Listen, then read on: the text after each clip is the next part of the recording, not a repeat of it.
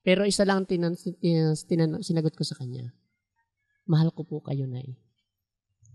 Kasi alam mo, kung magkasama nga tayo, alam ko siguro hindi ko kilala si Jesus.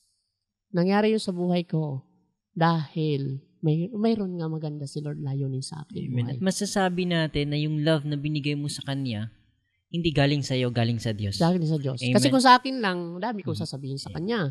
Kaya doon sa mga nagre-rebuild din ng mga anak, para sa mga nanay, doon sa mga nagre-rebuild din na mga anak, kasi nga kulang sa pagmamahal sa magulang, walang atensyon yung mga magulang, mayroon po nagmamahal sa atin, yung Father natin si Lord. Yan. So, ang mensahe mo sa mga kabataan ngayon na isurrender ang Surrender. buhay nila sa Panginoon, Wala tayong binabanggit magagawa. natin, yes, apart from Him, we can do nothing. Wala tayong magagawa, ano? Wala. Anong masasabi mo sa mga kabataan na busy sa pag-aaral, wala nang time sa church, wala nang time, paano nila matutugunan yung spiritual na pangangailangan nila sa kabila ng kaabalahan na nararanasan nila ngayon?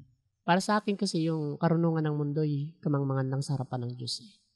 Yung mga pangarap ko, iba yung pangarap ng Diyos. Ang pangarap ninyo, iba ang pangarap ng Diyos sa atin.